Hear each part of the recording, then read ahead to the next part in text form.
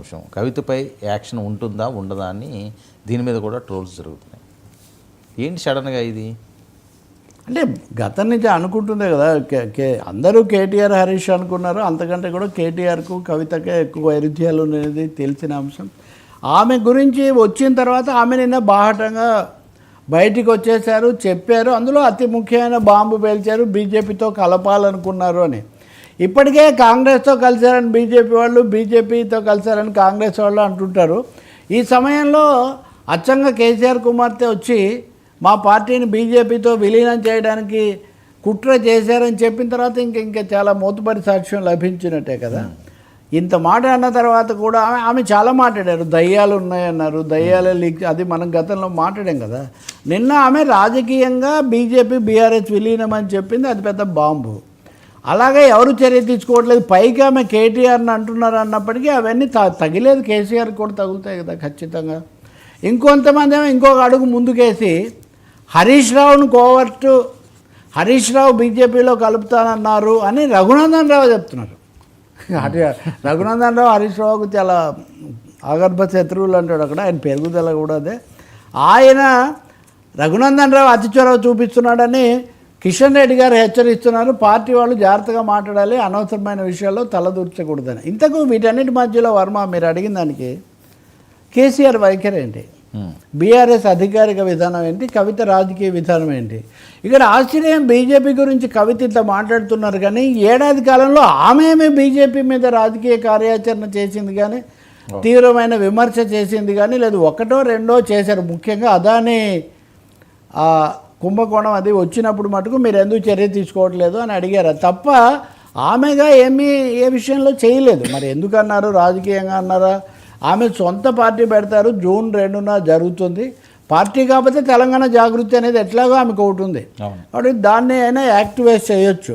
కానీ కేసీఆర్ ఎందుకు ఉపేక్షిస్తున్నారు అని, ధిక్కారం సైతున అని ఈటెల రాజేందర్ మీద అయినా లేకపోతే ఇంకొకరి మీద అయినా చాలా ఆగ్రహంతో మండిపడే కేసీఆర్, అలాగే కవిత మీద ఒక మాట కూడా మాట్లాడొద్దని కేటీఆర్ను పిలిపించి మరీ చెప్పిన కేసీఆర్, పార్టీ మీద ఇంత ఆరోపణ చేశాక కూడా కవిత మీద ఎందుకు చర్య తీసుకోవాలి? కన్నప్రేమ ఏమైనా అడ్డొస్తున్నదంటారా? కన్నప్రేమే కాకపోవచ్చు, రాజకీయంగా తన పార్టీని కాపాడుకోవడం ఒకటి, రెండవది ఇంకా దీనికి అంగాలిగా మార్చుకోకూడదు అనేది ఒకటి కావచ్చు. ఇదే కాదు, నిన్న సబితా ఇంద్రారెడ్డి వీళ్ళందరూ మీడియాతో మాట్లాడారు కానీ ఈ విషయమే ఎత్తలేదు. మీడియా వాళ్ళంతా కవితది అవుతుండగానే సబితా ఇంద్రారెడ్డి వస్తున్నారంటే కవిత పైన ప్రెస్ కాన్ఫరెన్స్ మీడియా అని పెట్టారు, ఏం మాట్లాడలే. ఇంకా చెప్తున్నాను నేను మీకు, వినోద్ కుమార్ ఉన్నాడు, పాత మిత్రుడు, మాజీ ఎంపీ, కేసీఆర్కు ఐ థింక్ బాబుమర్ద ఏదో అవుతారు, బంధువు కూడా, కుటుంబ బంధువు. ఎప్పుడు రాము అని తప్ప కేటీఆర్ అని కూడా అంత సన్నిహితుడు ఆయన, అందరూ అలాగే అంటారు అనుకో ఆయన రాము అని. ఆయన ఏమని ప్రకటించారు తెలుసా, కవిత మనసులో ఇంత బాధ ఉందని ఇప్పుడే తెలిసింది అని చెప్పాడు. దీన్ని బట్టి మీకు ఏం తెలుస్తుందంటే సాఫ్ట్ డీలింగే కేసీఆర్ చేయబోతున్నారేమో. అంటే ఆమె ఇంకొక స్టెప్ ఏమైనా వేసి పార్టీని ప్రకటించడం లాంటిది ఏదో చేస్తే తప్ప కేసీఆర్ ఏదో అగ్రెసివ్ యాక్షన్కు సిద్ధం అవ్వడం లేదు అనే ఒకటి అనిపిస్తుంది. రెండవది, తెలంగాణ బుద్ధిజీవులు రాజకీయ వర్గాల్లో ముఖ్యంగా బీఆర్ఎస్ పాత వాళ్ళలో ఒక సెక్షన్ వీ స్టాండ్ విత్ కవితక్క, వీ సపోర్ట్ కవితక్క అని హ్యాష్ట్యాగులు పెట్టుకొని కవిత చాలా రైట్ ప్రశ్నలు వేసింది. అంటే ఒక కేటీఆర్ను వ్యతిరేకించే ఒక సెక్షను, కేటీఆర్ ఇందాక మనం అనుకున్నట్టుగా కేటీఆర్ కింద ఎలివేషన్ ఏంటని సహించలేని ఒక సెక్షను, వీళ్ళందరూ ఈ విషయంలో చాలా కవితకు సపోర్ట్ ఇస్తున్నారు. కేసీఆర్ అది కూడా లెక్కలోకి తీసుకుంటాడు కదా. కాబట్టి ఎవరైనా పత్రికలో వచ్చినట్టు కవితను సస్పెండ్ చేస్తారు, కవిత మీద ఏదో వెంటనే వేటుపాటు వేస్తారంటే బహుశా అదైతే జరిగేటట్టుగా లేదు. ఇంకా ఆమెకు లాంగ్ రోప్, ఇంకా ఆమెకు చాలా అవకాశం ఇచ్చేటట్టే కనిపిస్తుంది. మరి ఆమె ఏం చేస్తారు? ఇప్పుడు కాంగ్రెస్ పాయింట్ కూడా వచ్చింది ఇక్కడ. కాంగ్రెస్తో బేరసారాలు చేశారు, కాంగ్రెస్ ఒప్పుకోలేదు కాబట్టి బయటకు వచ్చారు. ఈ విషయం బయటపెట్టిన పత్రిక మేం చెప్పిందే జరిగిందని వాళ్ళు అంటున్నారు. ఇప్పుడు కవిత ఏమంటారంటే, కవిత అనుయాయులు కాంగ్రెస్ ఎందుకు ఖండించడం లేదు దీన్ని అంటారు. కాంగ్రెస్ ఖండించినందుకు మీరు ఖండిస్తుండొచ్చు, అవును, కానీ మా దగ్గర ఉన్న సమాచారం ప్రకారం మేము ఖండించడం లేదని కాంగ్రెస్ చెప్పవచ్చు. రాజకీయాల్లో ఇవన్నీ వైకుంఠపల్లిలు కదా.